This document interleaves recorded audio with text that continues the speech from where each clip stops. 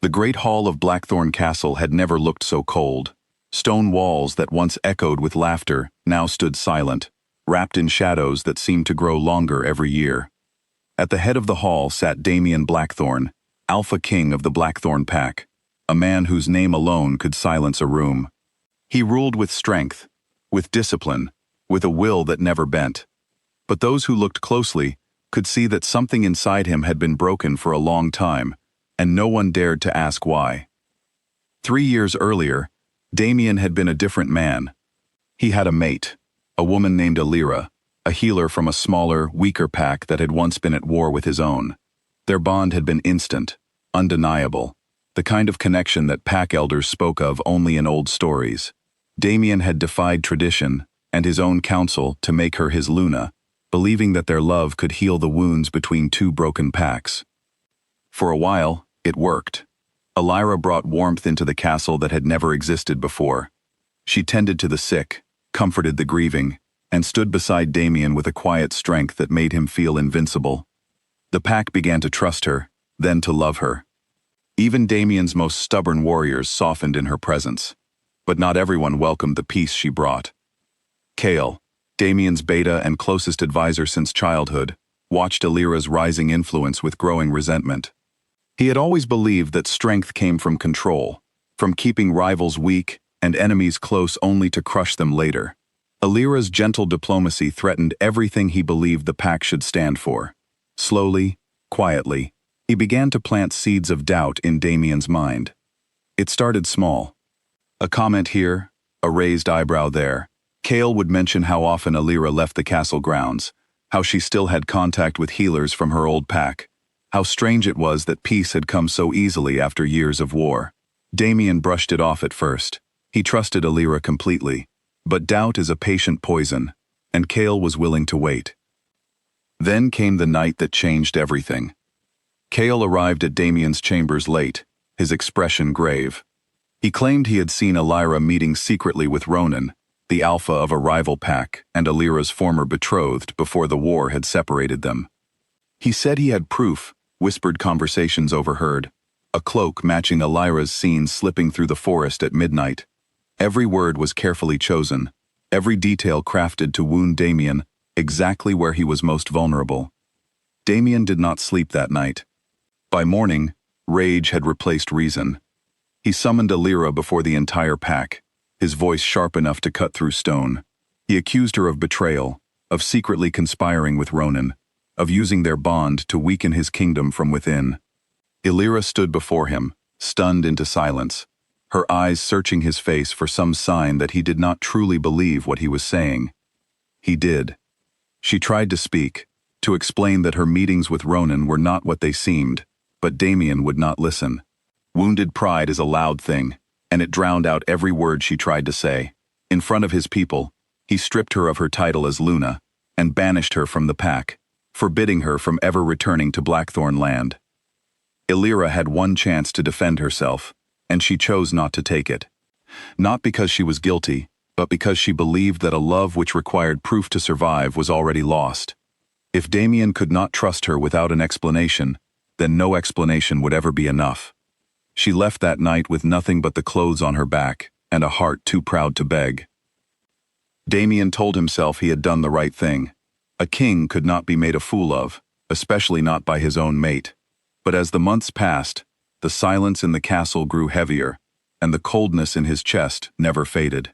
He ruled, but he did not live. He ate, but he did not taste. He slept, but he never rested. The pack noticed the change in their king. Where there had once been fairness, there was now only harshness. Where there had once been warmth, there was only distance. Rumors began to spread that the banishment of the Luna had cursed the pack's fortune. Crops grew thinner.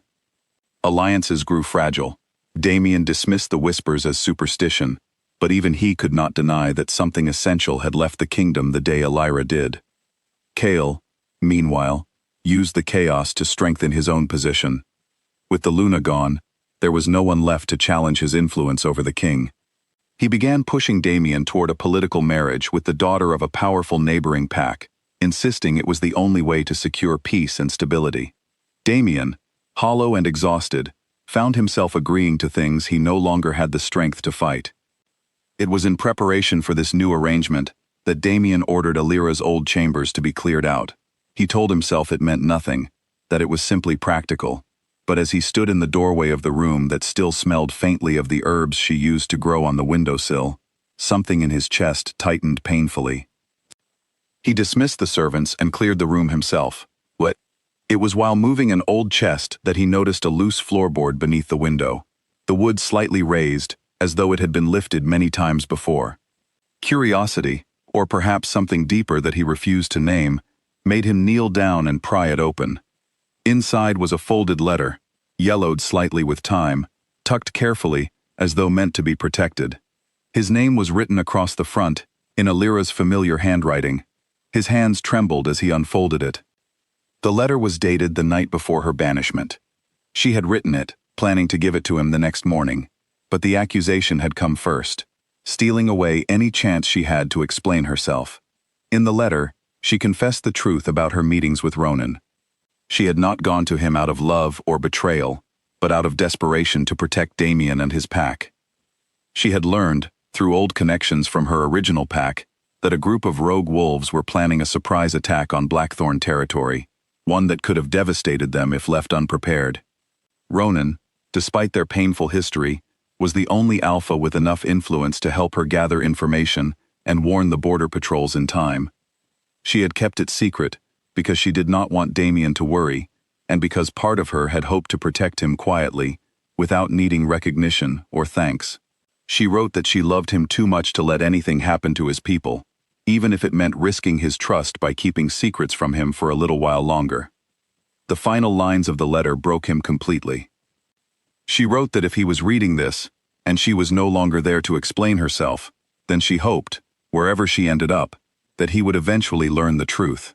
Not so that he would come looking for her, but so that he would stop carrying guilt that was never his to bear, guilt she never wanted to place upon him.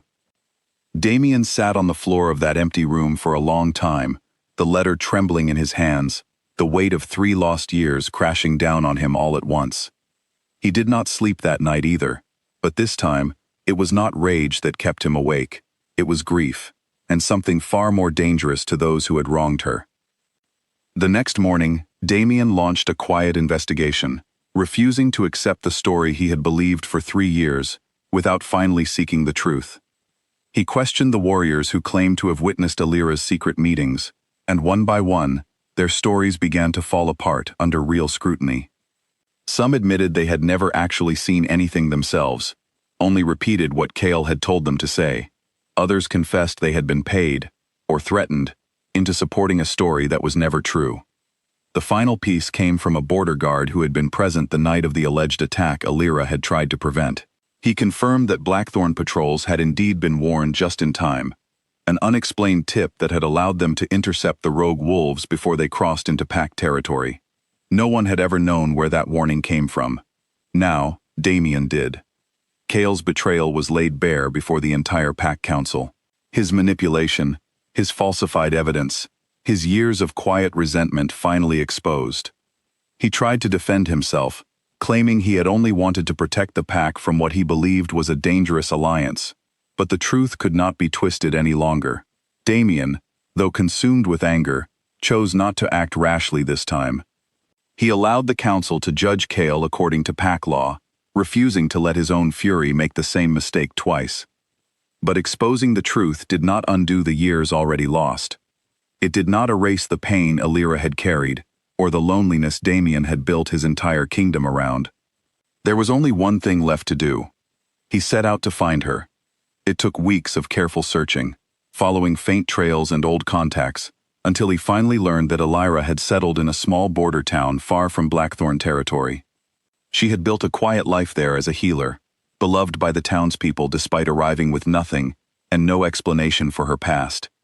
She never spoke of her time as a Luna, never mentioned the pack she once belonged to. She had simply survived, and slowly healed. Damien arrived at the edge of the town without guards, without the golden markings of his title, dressed as plainly as any traveler. He did not come as a king demanding forgiveness. He came only as a man who had failed the person who protected him most, hoping for nothing more than the chance to say so. He found her outside a small healer's cottage, kneeling beside a garden of herbs that looked remarkably similar to the ones she used to grow at the castle. When she looked up and saw him standing there, her expression did not soften immediately. 3 years of pain did not disappear at the sight of him, no matter how much his heart ached in that moment. He did not make excuses. He did not ask her to understand why he had believed the lies so easily. He simply knelt before her, the letter held gently in his hands, and told her that he had read it, that he knew the truth, that he understood now exactly what she had sacrificed, and exactly what he had thrown away in his blind anger. Illyra listened in silence, her eyes glistening but her posture unmoving. She had spent 3 years learning to live without him, learning that her worth did not depend on being believed by someone who should have trusted her without question. She was not going to abandon that strength so easily, not even for him. She told him plainly that she needed more than an apology, whispered quietly in a garden far from his kingdom. If he wanted her back, truly back, then he would need to face his people the same way he had once condemned her, publicly, honestly, without hiding behind his crown. Damien agreed without hesitation. He returned to Blackthorn with her weeks later, not as a triumphant king reclaiming his Luna, but as a man walking beside her as an equal. Before the entire pack, in the same hall where he had once stripped her of everything, he admitted his mistake completely. He spoke of Chaol's betrayal, of his own blind pride, of the letter that had shattered every belief he once held about strength and leadership. He asked for nothing from his people, except the chance to make things right, starting with restoring Illyra's title and her place beside him, not as a reward, but as a long overdue correction of a terrible wrong. The pack, who had suffered through years of a cold and joyless king, welcomed her return with a warmth that surprised even Damien. It seemed the kingdom had been waiting for its healer just as much as he had. In the months that followed, Blackthorn slowly began to heal alongside its king and Luna. New laws were established, ensuring that no accusation would ever again lead to punishment without the accused first being given the chance to speak and be truly heard. Chaol's fall from power became a lesson repeated for generations, a reminder of how easily trust could be poisoned by pride and fear. Damien never again took Illyra's loyalty for granted. Each night, he kept the old letter locked safely away, not as a painful memory, but as a reminder of how close he had come to losing everything that truly mattered, all because he had chosen anger over truth. And Illyra, though she had forgiven him, made sure he understood that love was not something to be assumed. It had to be protected, nurtured, and above all, trusted, even when doubts tried to creep in. Their bond, once nearly destroyed by a lie, grew stronger because it had finally been built on something real. The kingdom of Blackthorn thrived once more, not because of strength or fear, but because its king had finally learned the most important lesson of his life, that trust, once broken, could only be rebuilt through truth, humility, and the courage to admit when he was wrong.